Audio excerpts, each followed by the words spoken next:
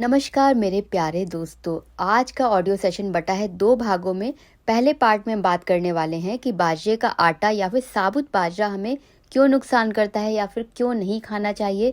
Second part में बात करेंगे कि इस आटे को किस तरीके से कंज्यूम करें जो कि हमारे शरीर को फायदा पहुंचाए, ना कि नुकसान दे। आजकल हेल्दी खाने का ट्रेंड बहुत ही ज्यादा बढ़ा हुआ है और बाजरे का आटा भी लोग अपनी डाइट में काफी शामिल कर रहे हैं।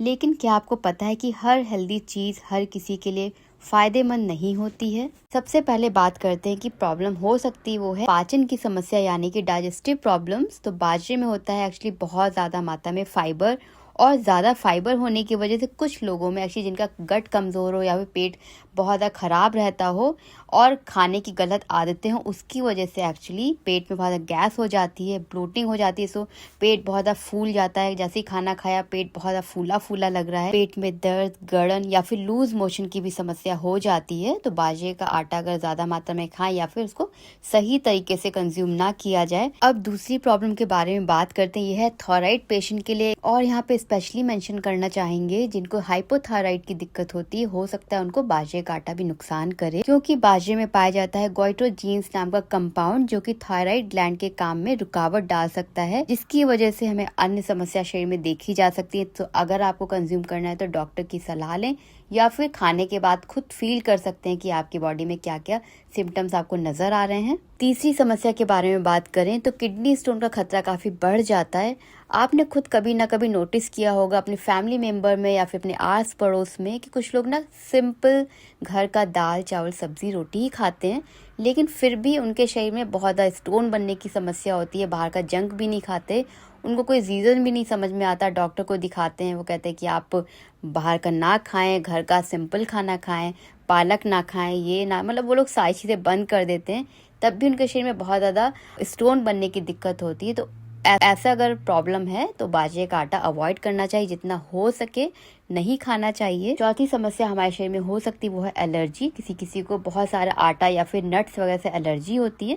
तो अगर आप बाजरे का आटा खा रहे हैं, कभी कभी बहुत ज़्यादा शरीर में खुजली हो रही है, पीठ में बहुत आपको खुजली पता चल रही है, या फिर तलवों में बहुत ज़्यादा खुजली, या फिर हथेलियों में बहुत ज़्यादा खुजली पता चल रही है, इट मीन्स आपको बाजरे का आटा सूट नहीं कर रहा, फ़ायदा नहीं कर रहा, आपको उससे एलर्जी है। तो आप खुद सिम्टम देखें, फिर आपको खाना है या फिर नहीं खाना उसका आप डिसाइड कर सकते हैं।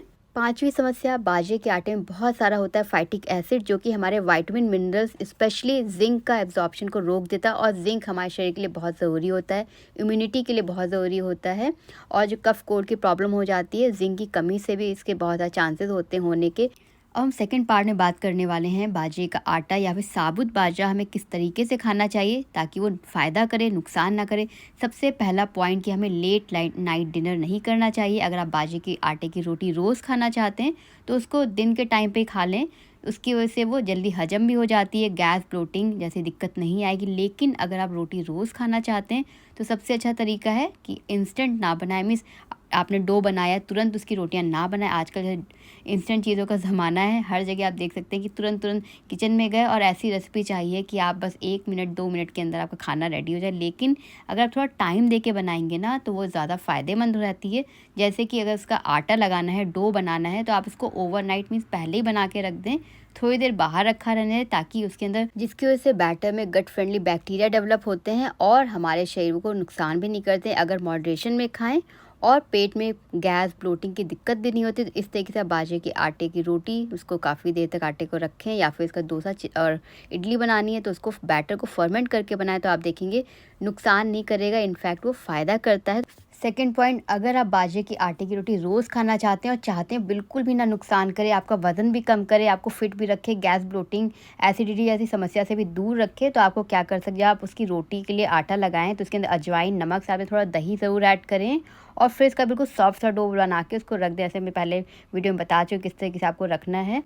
अब बात करते हैं बाजरे की आटे की। अब रोटी खा रहे हैं तो उसके साथ में 1 कप भर के या फिर 1 गिलास भर के छाछ, घर का छाछ बना हुआ ज़रूर पिएं, क्योंकि वो डाइजेशन को बढ़ाता है और आपका जो अनाज है उसको जल्दी से हज़म करने की क्षमता रखता है, तो उसकी वजह से डाइजेशन नहीं होता है, साथ में ब्लोटिंग की प्रॉब्लम नहीं होती, गैस की दिक्कत नहीं होती है। तो ये सारी चीज़ें आप ध्यान रखेंगे, सारी चीज़ें ध्यान रख कर बाजरे का आटा या फिर साबुत बाजरा उसका फर्मेंट करके उसका बैटर कंज्यूम करते हैं, तो आपको खुद ही फ़ायदे नज़र आएँगे। आपको सोचना नहीं पड़ेगा कि हम अब कौन सी हाजमोले की गोली खाएँ या फिर कौन सी दवाई लें इस खाने को डाइजेस्ट करने के लिए। वो ऑटोमेटिक खुद ही डाइजेस्ट होगा, बस शर्त ये है कि लेट नाइट आप खाना ना खाएँ।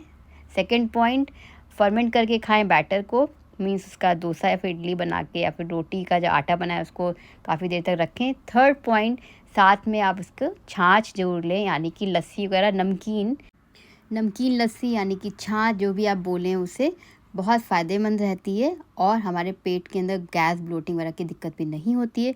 आई होप आपको पूरा ऑडियो सेशन पसंद आया होगा, अच्छा लगा ज़्यादा शेयर ज़रूर कीजिए फ्रेंड फैमिली मेम्बर के साथ में, और हमारे चैनल को सब्सक्राइब नहीं किया तो फटाफट से कर लीजिए। धन्यवाद।